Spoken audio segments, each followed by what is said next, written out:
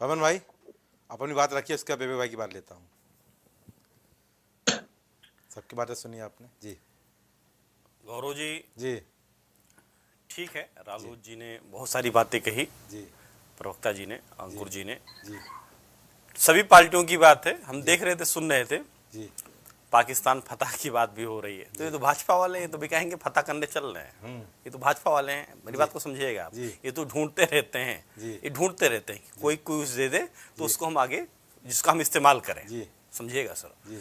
और अंकुर जी, संगठन तो आपका बहुत पुराना है, पार्टी पुरानी है, लेकिन आप संगठन में कितने मजबूत हैं ये आपको खुद मालूम है। जी। ठीक है, बीजेपी संगठन की बात करेंगे आप, अगर सभी जितने हैं, जितने भी प्रवक्ता महोदय हमारे, जितने विपक्षी दल के नेतागण हैं, वो अगर बीजेपी को ही निशाना बना रहे हैं, तो कहीं ना कहीं एक चीज प्लस पॉइंट है कि बीजेपी का संगठन भी मजबूत है, बीजेपी की पार्टी भी मजबूत है, बीजेपी की लोग भी मजबूत हैं। इसको एक्सेप्ट करना होगा, अगर नहीं कर रहे हैं अलग बात है।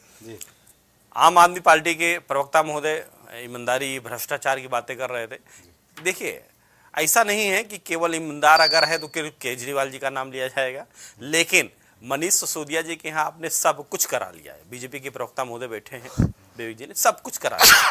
अब वो बीजेपी ने कराया, हम नहीं कह रहे हैं, ये आम आदमी पार्टी के लिए, अगर बीजेपी ने कराया, मिला तो कुछ नहीं, समझिएगा मेरी बात, मिला कुछ नहीं, तो आरोप लगाना, परेशान करना, ये अलग चीज हो गई। ठीक है, और अगर जो सच होगा, जो हाँ बिल्कुल सामने आया, सिसोदिया के पास कुछ नहीं मिला, ठीक है, आरोप आप कुछ भी लगाते रहिए, लेकिन अगर बीजेपी की बात, जिसे भी समाजवादी पार्टी के प्रवक्ता महोदय कह रहे थे कि इनके यहाँ तो जो है, जो भी आता है कोट पहन लेता, पता नहीं कौन सा कोट है, जैकेट है, वो जैकेट की भाई यहाँ मार्केट में चाहिए, तो उस जैकेट की बात पे हम कहें कि हमने पिछली सरकार में ही हमने देखा है, बीजेपी की कई सारे नेतागण, विधायक जी के ऊपर कार्रवाई हुई है। समझिएगा मेरी बात को आप, कई सारे पे कार्रवाई बीजेपी के विधायक रहते हुए ही कार्रवाई हुई है। बहुत सारे हमने प्रमुखों को देखा है जिनके ऊपर कार्रवाई, बीजेपी के नेता को देखा है। तो इसमें कोई डाउट नहीं है कि इनका सरकार चलाने का जो रंग ढंग है बिल्कुल अलग है। आप बिल्कुल कहिएगा अंकुर जी, आप 100% कहेंगे आपकी जो भी है, लेकिन एक चीज सच्चाई मानिएगा कि आप मेहनत करिए। आप ये जो खिचड़ी पका रहे हैं, गठबंधन, महागठबंधन बनेगा, ये भी निश्चित है, कांग्रेस के नेतृत्व में ही बनेगा, ये भी निश्चित है।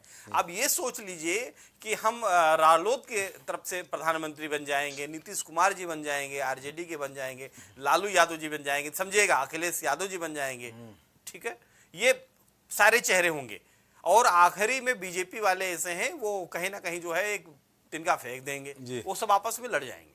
समझिएगा सर, लड़ेंगे कहीं ना कहीं, ठीक है। बेनिफिट्स जो होना है, जितने वोट बीजेपी से नाराज हो रहे हैं, ठीक है, वो अलग अलग बढ़ जाएंगे। अभी जितने भी हमारे प्रवक्ता महोदय बैठे, इनको जनता के ऊपर से विश्वास उठ गया है। अच्छा, समझिएगा, अगर जनता के ऊपर इनको विश्वास होता तो ये जनता के बीच जाते। ये यहाँ गेमिंग पावर नहीं होती जो गेमिंग पावर हो रही है। महागठबंधन क्या है? ये गेमिंग है। जनता से चुनने का आपको अधिकार दिया है संविधान ने। आप जनता के पास जाइए, जनता से वोट लीजिए, आप जीत करके आइए। आप एक महागठबंधन इनके साथ आएंगे, उनके विचार नहीं मिल रहा है। देखिए, विचार मिलना किसी अच्छे कार्य के लिए, अगर जैसे बीजेपी के प्रवक्ता महोदय ने कहा, भाई मुफ्ती जी से उन्होंने किया, गठबंधन किया, समय समय का था, मायावती जी से भी किया था, भाजपा वालों ने किया था भाई, याद होगा 6-6 महीने वाला हुआ था। देखिए, वहां मायावती सफल हुई मायावती, उसका जो प्लानिंग था वो सफल हुआ। यहाँ पे इनका बीजेपी का सफल हुआ। ठीक है, तो अगर ऐसे विचारों पे अगर काम करेंगे तो ये विचार समझौता नहीं हुआ, लेकिन जिसका अलग अलग है, विचारे अलग है, अलग पार्टी चलाने का मकसद है, अलग लोगों के लिए कार्य करना मकसद है, वो एक आएंगे तो वो नहीं चल पाएंगे। देवे भाई अपनी बात पूरी करिए, इसका चर्चा खत्म करते हैं। भाई आपको लेता हूं। गौरव जी,